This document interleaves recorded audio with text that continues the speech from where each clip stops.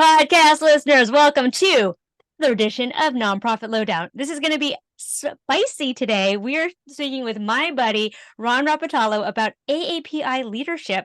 We're going to talk about a lot of things, but we're just going to start here and we're going to go and walk about. Ron, welcome to the show.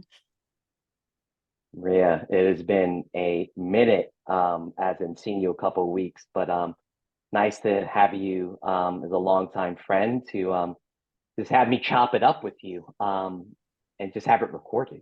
So Yeah, man. excited. Yeah.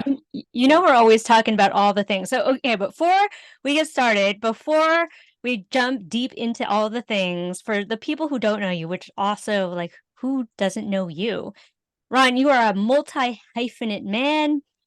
Your day job, your Clark Kent job, so to speak, is you're an associate partner at Agility. You are a talent shepherd. You're a men's stylist. You're a fitness beast. You're a coach. You're a talent manager.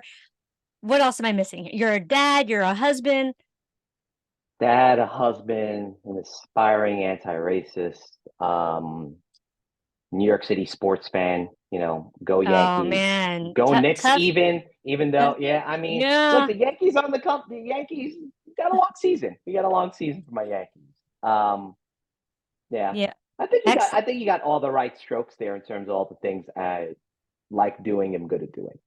Well, you know what's funny, Ron, is that you and I, it almost feels like we're brothers from another mother. Like I grew up West Coast Asian, you grew up East Coast Asian, and yet here we are meeting in New York City. So Right? let Mm-hmm. let's talk a little bit about being Asian in New York, because I think being East Coast Asian is a little bit different than being a West Coast Asian. What does it mean for you to be a proud New Yorker and an Asian American in New York? Yeah, I think those things merge a lot of my experiences in New York City, right? And so when I paint a head, so let me give what the Ron Rapatalo superhero origin story is. So my dad came in 1970 I also like from that the you talk about Philippines. yourself in the third person, but sorry, please continue. I do a lot of that. It's like I will go first and third and like switch it up. I'm a little like Toni Morrison when I speak. Moving time zones, identities. So father came in 1970, had a college degree. So in the late 60s, through the Immigration and Naturalization Act of 65, a lot of Asian Americans were coming out from their countries of origin to America, right? And so because my dad had a college degree in immigration, he was desirable, right? And so he petitioned for my mom in the first six. I'm the only one who was born in America in 75. My family came to America months before Marcos instituted martial law in the Philippines in the fall of 72. They came April of 72, which I don't think is a happy accident, right? I think there's some divine timing there about my parents being able to get out before all that stuff happened. I was born in 75 in East Flatbush, and folks know anything about East Flatbush in Brooklyn. Well, if you know Brooklyn, East Flatbush, it is a predominantly Caribbean Jamaican neighborhood, or it has been since I've known it, right? Flatbush in the 50s and 60s was a lot more mixed racially, right? So you had Italians, you had Puerto Ricans, you had Black folks, right? Um, and there were some Asian American families, including mine and Filipino families, in a big apartment building on the corner of Midwood Street and New York Ave. And so I think a lot of that story gives a lot about how I see New York as an Asian American, a Filipino American, but also as a New Yorker, like grittiness, panache, being direct because we're moving fast, but also being really kind and generous. Like all these things kind of mix from like what I see of being Filipino, which is getting along with people, literally taking the shirt off your back for people, right? There's this kind of deep Philippine cultural value that I've learned about getting along, and this other thing about interconnectedness. I think the Tagalog term is called kapwa, right? And so the interconnectedness really hits a lot about my New Yorker and Philippine experience, because if you would have seen the friend groups I had early on, and then you fast forward to today, if people look my LinkedIn, there's a breadth and depth, multiracial, multi-sector that matters a lot to me. Shout out to my folks at Edlock. Ooh, wrong pin. Yeah, there you go. That just has always mattered to my New York City experience, because that is who my community and my network and my friends and my family have been. So I don't know any other way to contextualize my Asian American, New York City, Filipino American experience without seeing it through those lenses, because that's just how I grew up. Now, is that how New York City Asian Americans growing up? Absolutely not. We know that segregation and redlining and all those things is deeply real. So you see communities who just have never really interacted with each other much, right? Yeah. It creates powder kegs, Yeah. right? That has not been my experience because of just the way the neighborhoods that my parents opted into.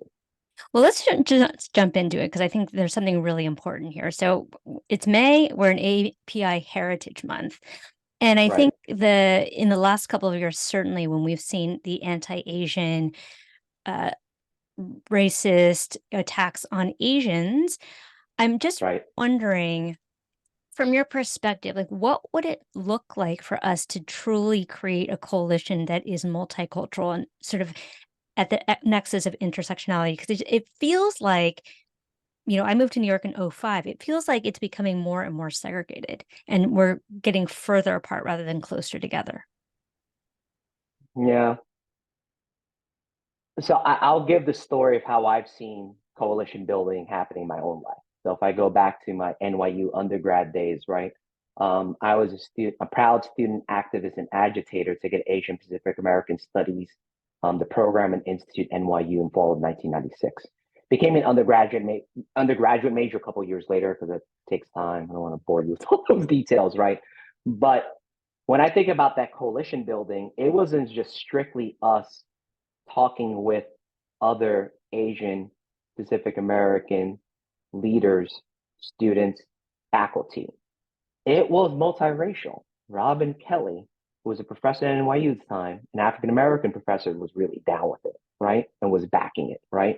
There were Latinx professors who were very much behind it. There was some white professors who were behind it, right? There was I think he ran Africana studies, so he's um, African, was born in the continent of Africa. I don't remember what country, so forgive me.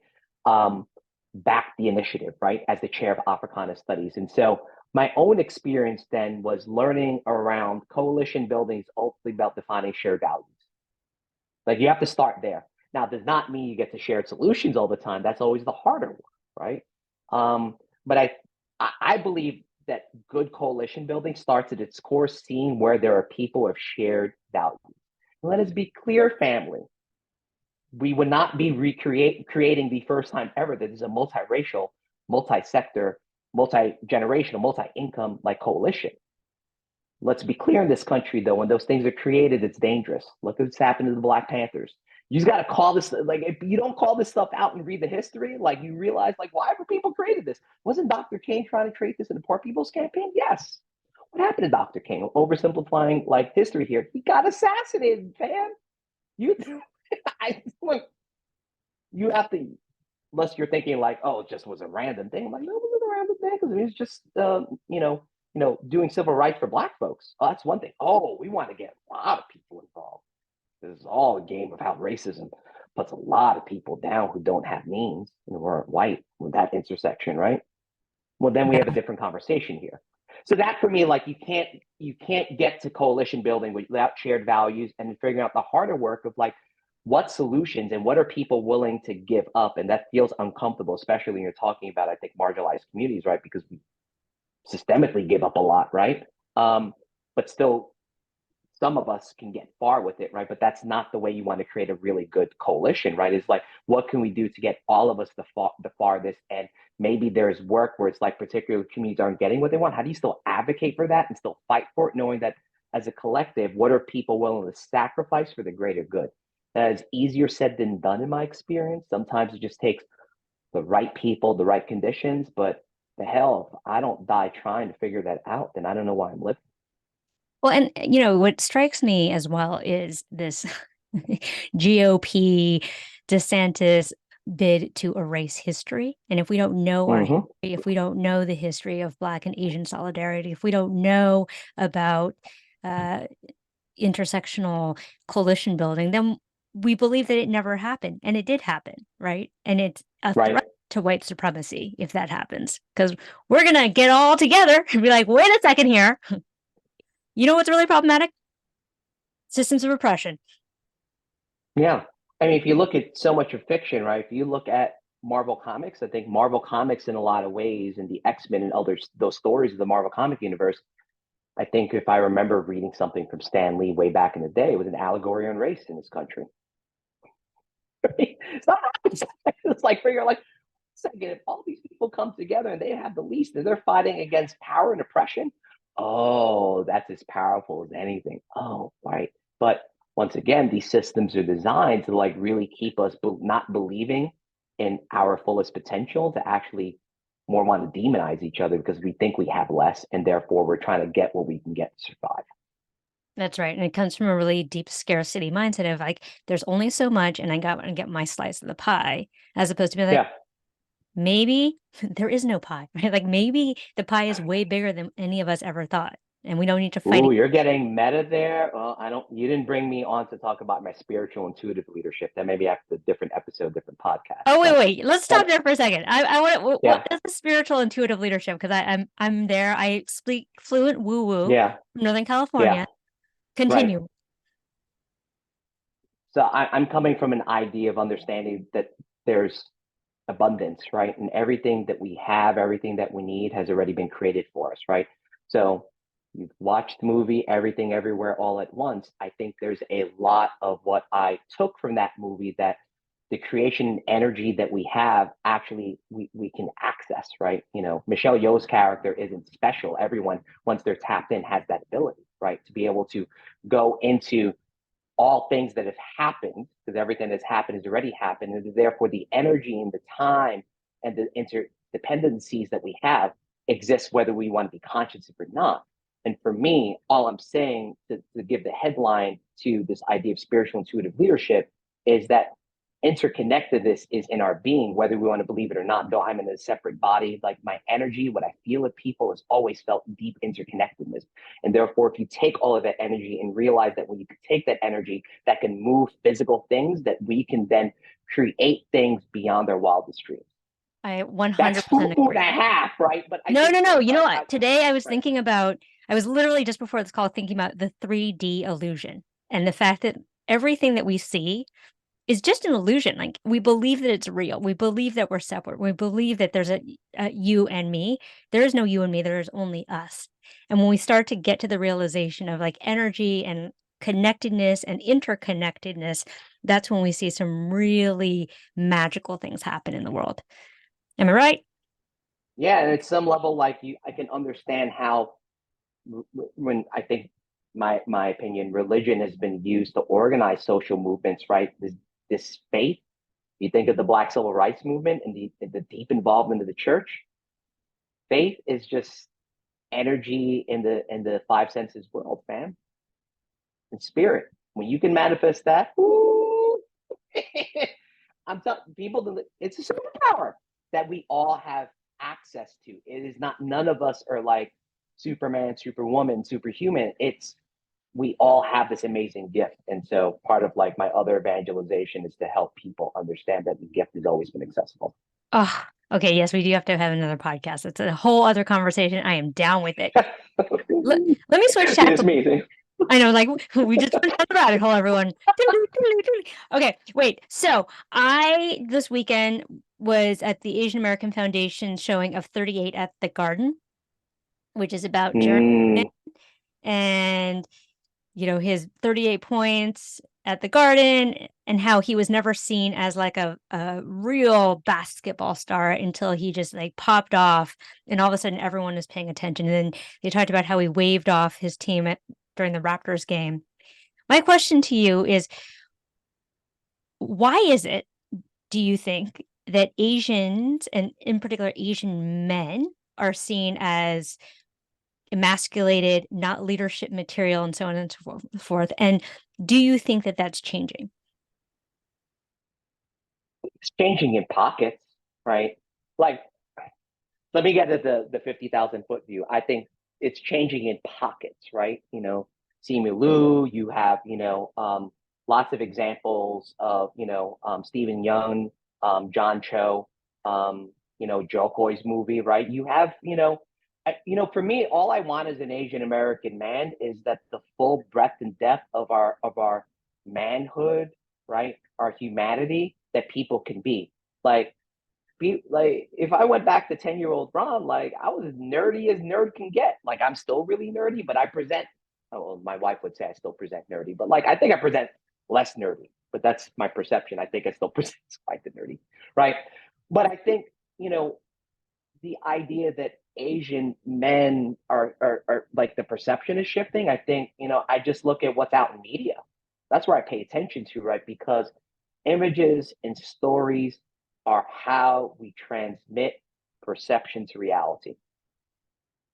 Not rocket science that so much money gets spent over things that government folks with a lot of money, they want to change a narrative. They use images and media and stories. It's so fundamentally human about how we communicate and taking what our brains are actually perceiving and not really fully seeing. Neuroscience major, so it's true. And being able to like reconcile that back to like what you want to see of yourself, right? And so all these things are really, at play here. I think on a personal level, to sound cocky, like I sometimes get really offended because where I work out, shout out to my boy Josh Tevez at Iron Bound Performance Athletics. Right, there's a number of us that are Asian, particularly Filipino, that all work out. Like the powerlifting competition I was at this past Saturday, half of the crew that went into competition were Asian men. Oh, I was the only Asian man, but like Asian women and Asian men, like work out at this gym, and we're pretty damn athletic and strong and fast. And so for me, like my lived experience, I'm like, wait a second, like all these dimensionalities that you don't see, it's because of what images and stories have been put before you. And we have a society where it's really easy to stay in a box, right? Like to be able to say, wait a second, the way that white folks get to be anything that they want, right? And the definition of whiteness, I, as an Asian American man, at times when I present the way that I do, extroverted, confident, borderline cocky, all these things, like, oh, he's so different. I'm like, motherfucker, like I've been like this since Get from 75 in Brooklyn. Like, if you didn't know that about me, then you have not known me. You haven't known other Asian American men like me. Like, there's a whole range. Why can't we be the whole range? That's the Yeah. stuff. That's, I think, all that any marginalized group wants. Like, I could show up as I am, but to be clear, to show up in a certain way can be really dangerous and like affect your career, affect your money, affect lots of things, right? And so I can understand in the perception of Asian American manhood, right? Like sometimes it's like, well, there are some of us who have been conditioned to think that's the way we should be because then it allows you to like skate on by. You Yeah. push against the norm. Folks don't like that oftentimes. Ron, I just, as a New Yorker, don't care. well, Ron, I was just thinking if you ever wrote your memoir, you can call it Dangerous Asian Man. Well, dangerous something.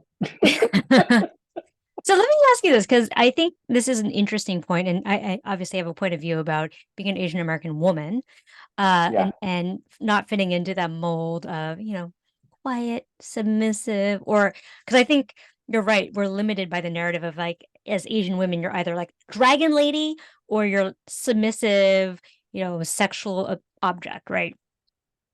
And until we Right. can actually make room for all kinds of narratives and all kinds of stories, we're going to continue to pigeonhole people into like one little thing. This brings me to an interesting question coming in from Celine. Ria's quiet instance. I know. Ramon, I busted out of the womb loud. Uh, so as someone who deals in talent, what advice would you have for Asian execs who really are looking for those, higher positions, leadership positions, CEO, ED roles, and have to consciously be aware of the fact that there are stereotypes about how Asian leaders are. Yeah. I think one that I often see is like, the idea of like being quiet and submissive, right? And submissive, but I'll focus on the word quiet. To be clear, quiet leadership, I think across identities, but particularly non-white men, doesn't play well, right? You could be a quiet white man and be very successful. It's like he's so thoughtful. Oh, he's so oh wow.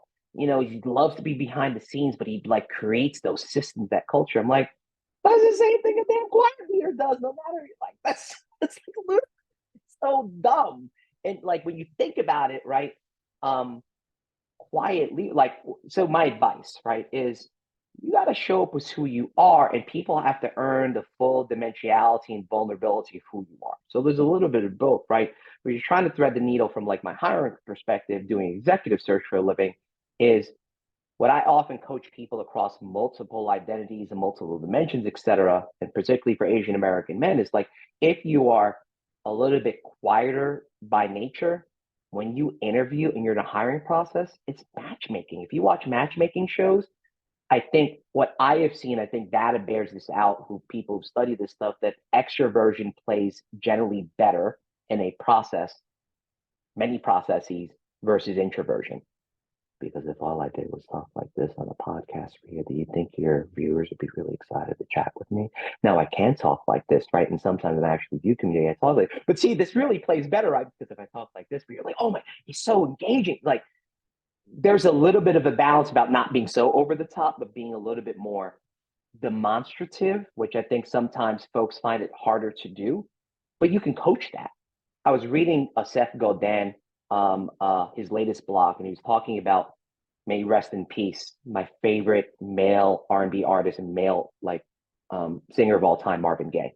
Marvin Gaye was very shy by nature, right? But he went on the road with Stevie Wonder. Barry Gordy said, wait, Motown makes money by being on the road in concerts. So he would have, but he also knew Marvin was competitive, right? I think people think that quiet people are not competitive. Quiet people are silent assassins. They're the most competitive people I've ever met in my life, generally speaking, right? Not extroverted, crazy Ron is competitive. I am, but so when Stevie would do his thing, work the crowd, be really energetic, Marvin Gaye figured out, wait a second, I'm not gonna, I could sing. Like, I got to be like that in order to, oh. So you fast forward now. If you've seen Marvin Gaye singing the national anthem at the 1983 NBA All-Star game, ooh, you want to talk about dripping charisma, dripping moving the crowd, right?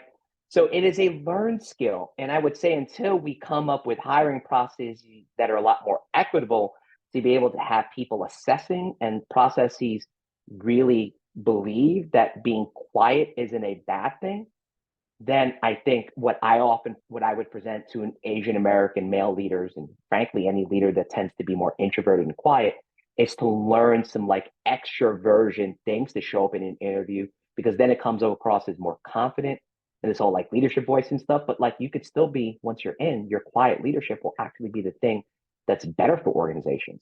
And here's the asterisk: not every Asian American leader is quiet. Ria and I'm not quiet. Like, I jump in, I would, you know what I'm saying? But there's still some cultural things that are, I would say, unique to me. Like, I want to be collaborative. I want to make sure people are getting along, right? I sometimes don't like conflict, right? So everyone has a different flavor. And to think that all of us in all the damn countries of origins that we have all lead a certain way, it's like ludicrous. That's just like, think of the numbers. Like, wait, 2+ billion people across the globe all act the same? Like, that makes no sense. Yeah. Like, Well, it makes zero sense. but the thing is, and I think this is, stereotypes being true, and why it's so harmful, is this idea of, I have this idea in my mind and I'm going to stick to that idea despite data to the contrary, right? So like the Jeremy Lin thing, if you looked at his straight stats, you're like, this guy's a superstar, yet he was not drafted because people couldn't see past the Asian. They're like, there's no way this Asian kid can deliver as a elite basketball player, until he did. And then they were like, wait, where did he come from? And so it's like, Yeah. like your mind isn't actually able to accept the evidence because your perceptions and your stereotypes are in the way. It's like, well, the angry black woman, right? Like, I think that's a Yeah. meme and a trope that needs to die. So I'm going to switch tacks a little bit here because I think there's so much that we can get into. Okay. May, in addition to being AAPI Heritage Month, is also Mental Health Month.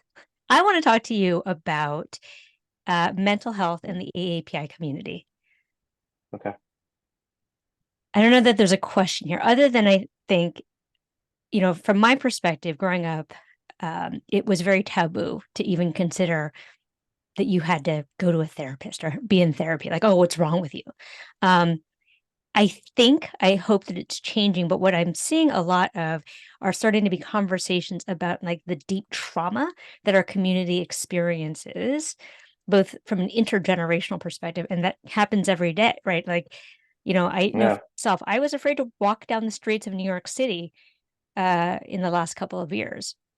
So I'm right. wondering, from your perspective, are we starting to normalize mental health and healing of trauma, or do you think that there's more to go? My perspective, at least what I've seen on screen and seeing more Asian Americans talking about it, like I certainly lean towards that, right? So I'm watching Asian American influencers, therapists, right, that are talking about mental health more publicly, right? Um, so I think that narrative is slowly but surely shifting to talking about trauma. That's deeper stuff, right? That like look, all of us has not necessarily come in the same way, right, to America as Asian Americans. Like you have to look almost country by country, segment by segment, right? There are Filipinos that have come into this country. I think the term that was used is TMT, tago no tago, which was, the description for an undocumented, like, Filipino, right? For some time, I hopefully they change the term because it makes me feel wonky. But, you know, the idea that when you're coming to this country, you're not coming with stuff and then coming here and trying to survive and build and thrive, right? Let's be clear, there's a lot of systemic forces and things that, like, English language learning, what? Being able to support your experiencing your history in classrooms. Like, you have all these things that say, like, think about what this thing meant.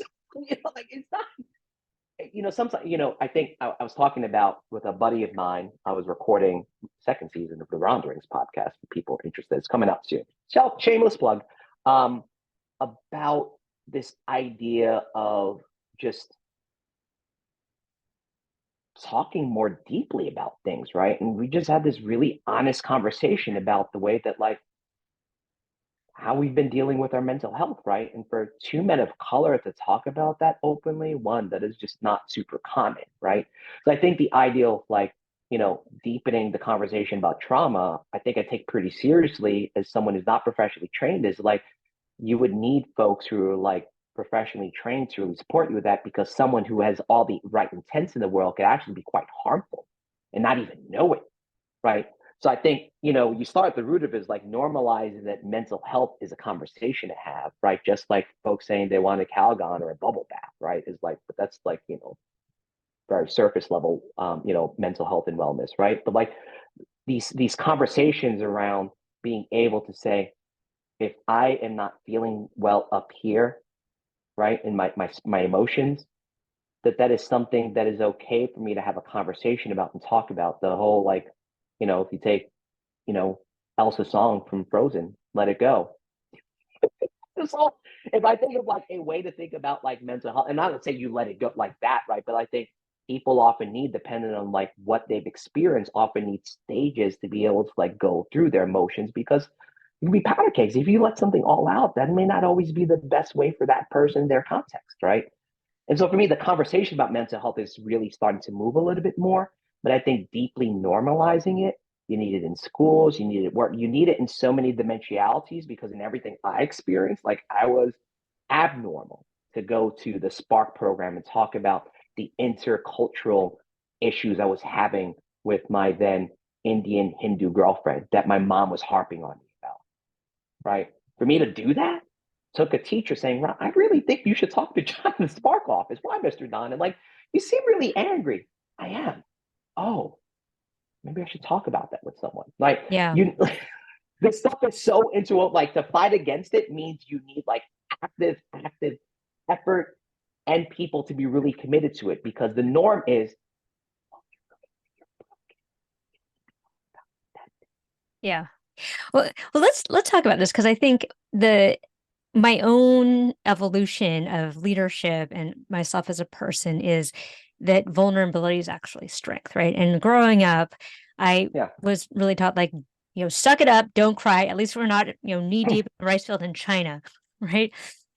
And so I'm just wondering, for you personally, this evolution of vulnerability, and particularly as a girl dad, I think it's really interesting to think about, what does it mean for you to be comfortable with being soft, with being vulnerable, with asking for help? yeah.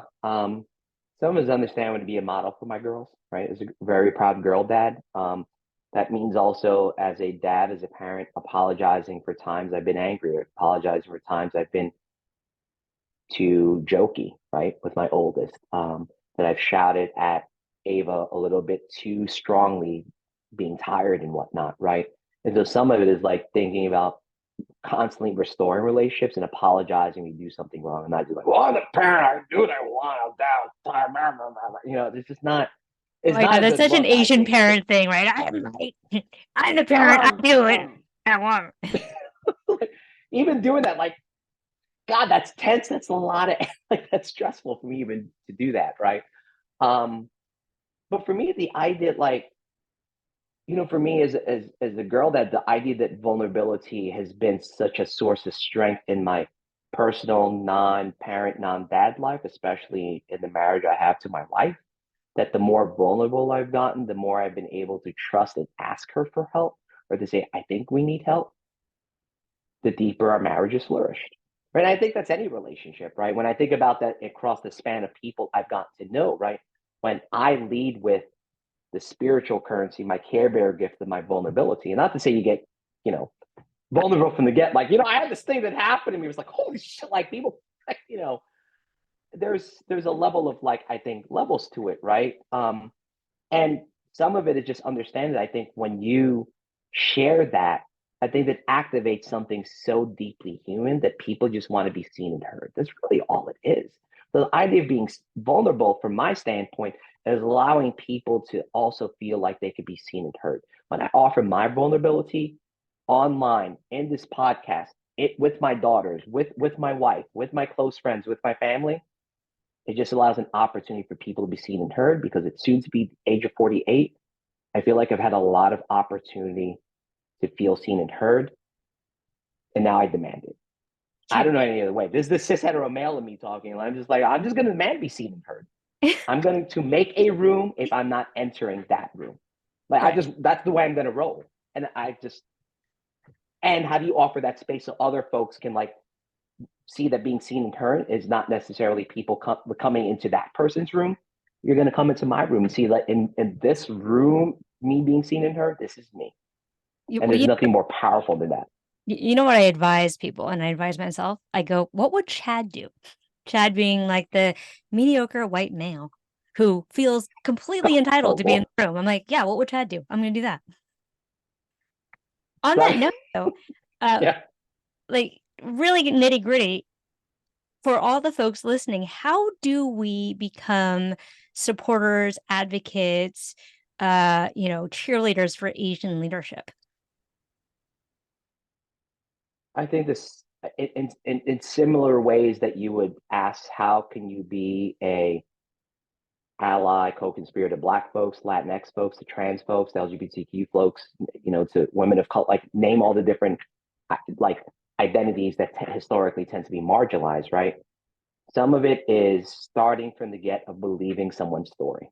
I think when you believe someone's story from the get, now that is really hard to do, because sometimes you hear stories that's so different than your experience. You're like, this motherfucker is full of shit. Like, let's be clear about sometimes what's really going on if you get inside of people's heads, like Herman's head, right? Like Inside Out. You get inside, ooh, things that you really think about that person, right? Whose experience is so different than yours. That can't be true.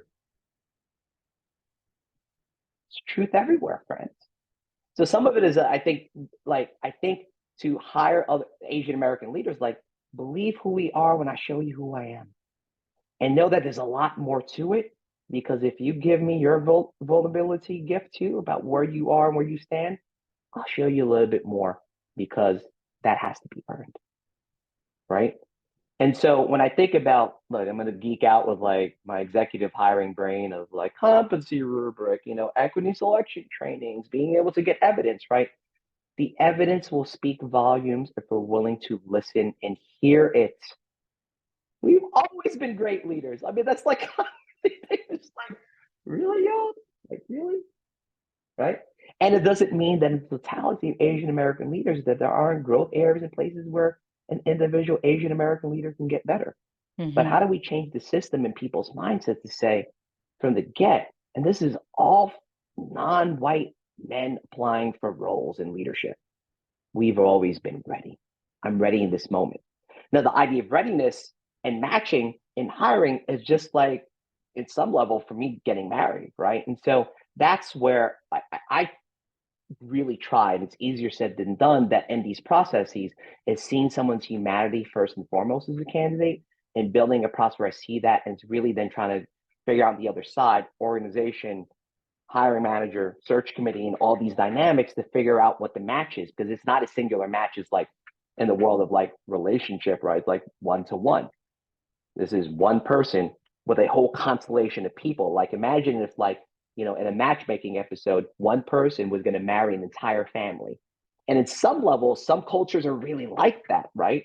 But imagine if that's how the hiring process feels, right? And so like to figure out that dimensionality where all of those people don't all have the same values and experiences and identities, right? And so how do you kind of come to a middle ground here to be able to find the match of the one to the many and whatever that culture and that dynamic means? Like that's Yeah. Well, but let's talk about that for a second, and more than just Asian American leaders. I recently interviewed Darren Isom from Bridgespan. He was talking about the phenomenon that yeah. we are seeing now of organizations hiring folks of color and expect, let's call it what it is, Black women usually, to be in charge of a hot mess and to try to clean up something that is really just like you just didn't know all of the skeletons were buried there. So I don't know what the question is other than like, is this a phenomenon that you have seen? And if so, what do we do about Yeah. it? I Ron mean, Rapatalo. to be honest, right? I've seen a lot of what I call the short checklist. Like, you're a person of color, you're a woman of color, oh, you're a Black woman, you can solve all this. Like I think what I've tended to see in the leadership space when someone is being hired to be the DEI leader, or they're looking for equity leadership as a strong competency, right? I think, right, there is a look particularly to Black folks to be the ones to solve that in singularity, pull themselves up by the bootstrap. I've done everything right, and that's the dangerous narrative, right? Is that the single leader, which is the mythology of America? Well, you can do anything that you want if you just work really hard and pull yourself up by the bootstraps and just take everything, right?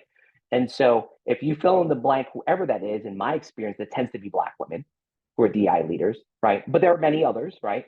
Sometimes Asian American leaders, but I often find that like in my watching of lived experience, right?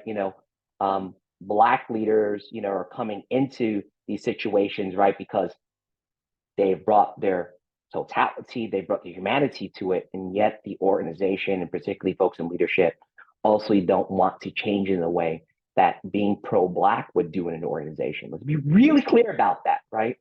Because the folks you hire for, but once you feel like, oh, word? No, I'm gonna go gaslight you and make this so uncomfortable for you, you're gonna hate yourself. Like, think about that. That's some Russian roulette crazy stuff. You know what I'm saying? And like you fill in the blank around those types of leaders, right? And so some of it this becomes how much does the organization, particularly leadership, how much have they done their own work to understand the dimensions of identity, what it really means to do the work, which is not what you're willing to give, it's what you're willing to give up. There are many brilliant people I've heard on podcasts and events who talk about this idea of giving up when you're in power, especially when you're white and in power.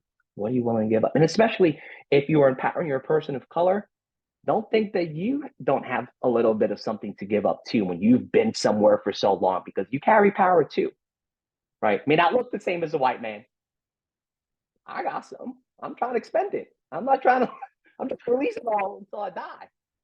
You know what I'm saying? Like, you got to hold enough of it to be in conversations, because I think without that energy source, sometimes it's easy to get squashed.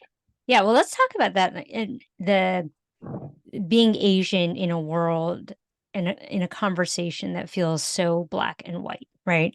So just Yeah. a personal anecdote. I when I ran an organization, I had a younger staff member leave. She was a young Black woman, and we did an exit interview with her.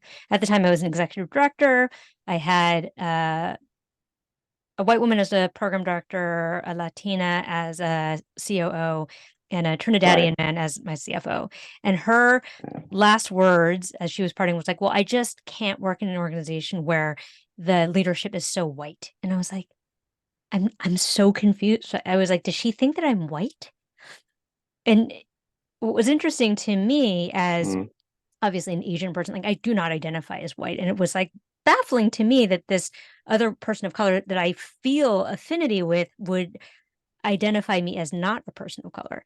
So I'm just, and right. yet at the same time, I think that there is some privilege with, you know, being, I don't know, perceived as white adjacent. So I guess the question is here, like, as an Asian person in the fight against racism, in being anti-racist, like, what is our Right. privilege, and and where do we need to be taking up more space? Everyone's privilege as an Asian American is going to look different. Let's be clear. Like, I think there are patterns that I've seen. I'll name my pattern, right? I am not, when I'm not in summer and I'm less brown, because when I hit sun and give me 2 weeks, I'm very brown. And I've always had this spidey sense that I'm treated a slight bit differently when I'm browner. It's subtle. Like, it's hard for me to describe other than like I get interacted with differently. But when I'm winter on, haven't had as much sun, haven't been able to go, to the vacations to get browner, right?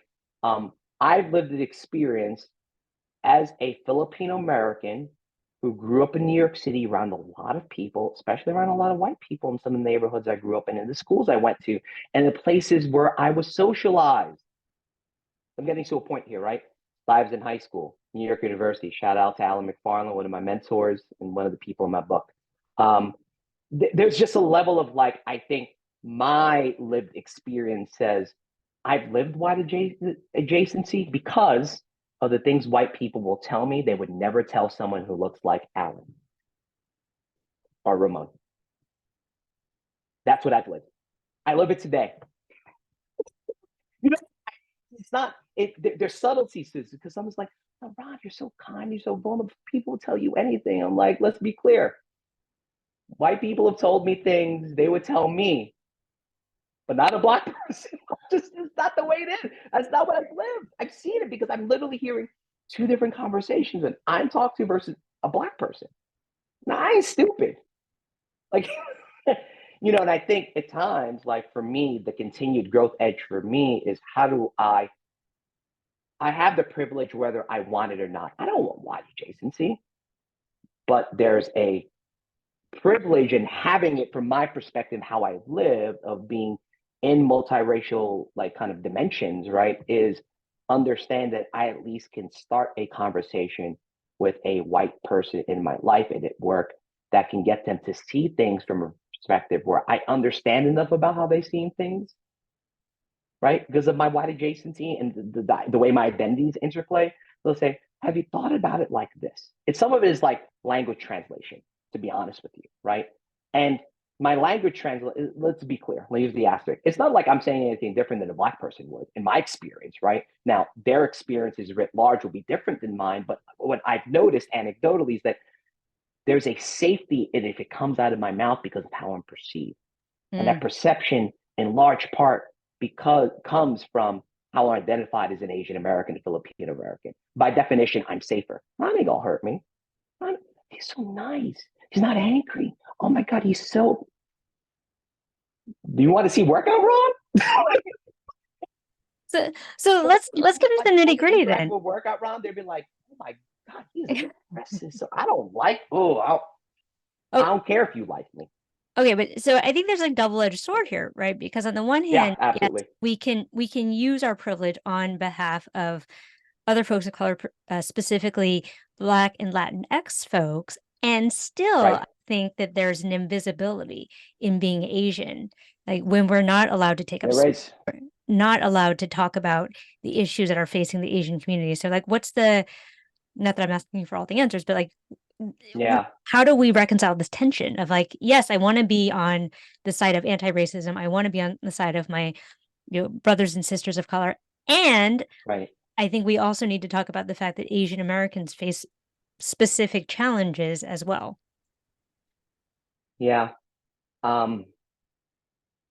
If I make a full confession, I think that's something that I can understand, but I will say my own lived experiences in Asian Americans and Filipino American, the idea of feeling invisible is probably less what I experienced in the last 10, 15 years of my life. So some of this, like, frankly, like being vulnerable is going my way back machine when I was like 20, 25, 30-year-old Ronald, which is a very different Ronald, where I did. So when I get into that feeling, like feeling more this tension of being invisible and yet wanting to also be a co-conspirator, for other, identities, right?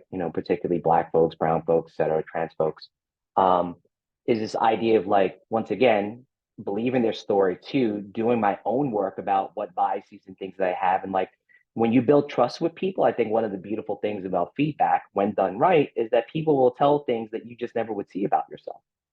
Right. And then you have to reconcile what that is, right? Because some of that is really just about that person, right? And maybe not about a bias, like, but sometimes it's a little bit of both. It's about that person, the bias that you carry, right? And so, um, that tension about, like, Asian American invisibility, I think, is something we have to be in coalition with other groups to, like, solve for, because there's varying levels of invisibility that happen in all these groups. And people, like, there's so many Black people in movies. I'm like, really, like, not as many as you think. Like, maybe percentage wise, it's more like when you play with the numbers, but like in terms of dimensionality, in terms of stories, it's still, once again, we're all fighting for a really small piece of the pie because we perceive we have a small piece of the pie.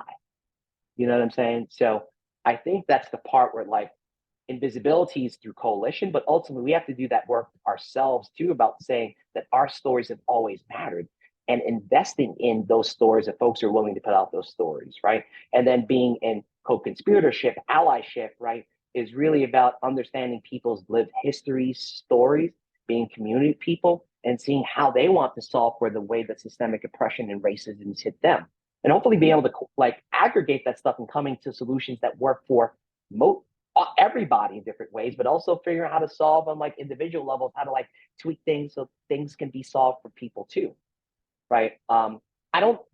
So my headline is, I this is the optimist in me, right? I think it's inwardly solvable if there's a belief in change of mindset and, like, how we're all really interconnected, and how unpeeling systemic racism and oppression will take a lot of active work to understand that it, like, just comes at you from like 80 different levels. So it's not like you solve one thing and it falls apart, but you have to solve it for many different instances, many different, like, circumstances, and many different, like, times, right? It's not something that's, and I think we have been taught, aside from the myth of pulling yourself up by the bootstraps, it's like, I can do one solutions, everything's solved, fixed. Systemic oppression and racism are designed to be so insidious in the air, like, it doesn't get solved overnight, Yeah. but with active will and energy. I'd like to think you could. This is the optimist in me. I'm an optimist. Yeah. Yeah. Well, that's what I like about you, Ron. I think we have time for one question before we have to hop. Alan McFarland, you had a really good question about diversity training. Do you want to jump in here and ask? Hey everybody, hey Ron, and thank you, Rhea, for this. I'm sorry I'm late. And Ron, I've been a fan, as you know, for a long time. Love your work, love your leadership. Thank you, What you Alan. touched upon was so apropos, and also, Rhea, you too, about vulnerability. I was talking to a friend, actually talking to my sister-in-law, who's dealing with some issues at her school, and the word trust came up for me.